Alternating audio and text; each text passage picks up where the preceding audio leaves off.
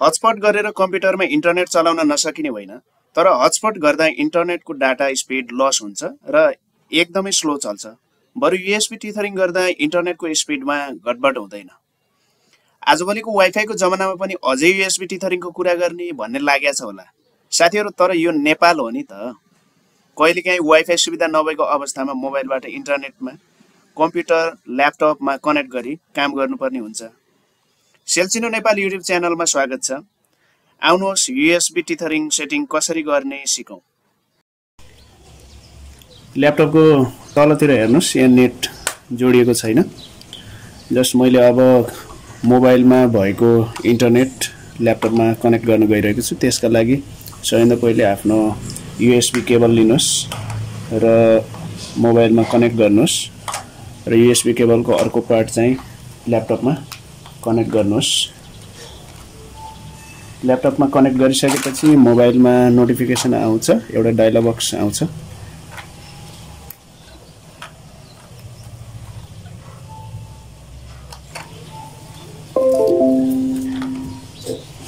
Mobile र computer connect भइसकेपछि यस्तो किसिमको डायलग बक्स आउँछ, जस्ट यसलाई क्यान्सल गरिदिँदा हुन्छ।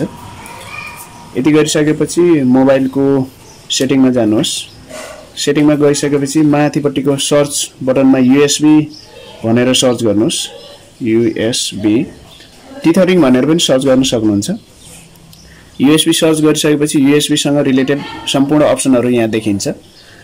यदि यसो गर्न चाहिँ अप्ठ्यारो लाग्छ भने तपाईँ जस्ट आफ्नो कम्प्युटरको तलतिर सेटिङको तलतर्फ पोर्टेबल हटस्पट भन्ने अप्सन देख्न सक्नुहुन्छ। यहाँनिर छ, यहाँ टच गरेर हेर्नुभयो भने माथि पोर्टेबल हटस्पट भन्दै तलपट्टि युएसबी टिथरिङको अप्सन यहाँ देख्नुहुन्छ। यहाँबाट जस्ट अन गर्नुहोस् अथवा सेटिङमा गएर युएसबी अप्सन सर्च गरेर अथवा टिथरिङ अप्सन सर्च गरेर युएसबी टिथरिङको अप्सन सिलेक्ट गर्नुहोस्।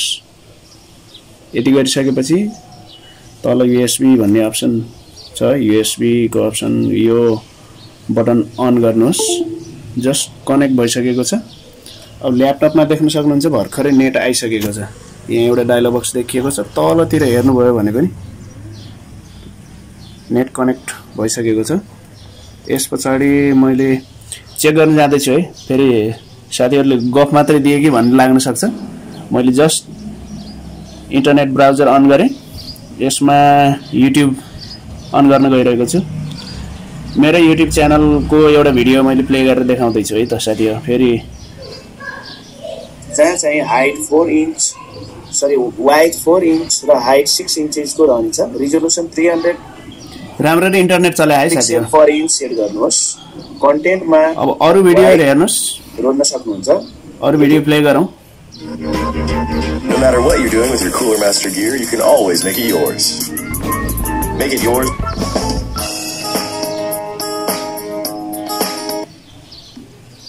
फिल ह्यान्डल मार्फत जहाँ चाहिँ काबा प्लस चिन्ह देखाएको छ, आवश्यकता अनुसारको सिरिज फिल गर्नुहोस्।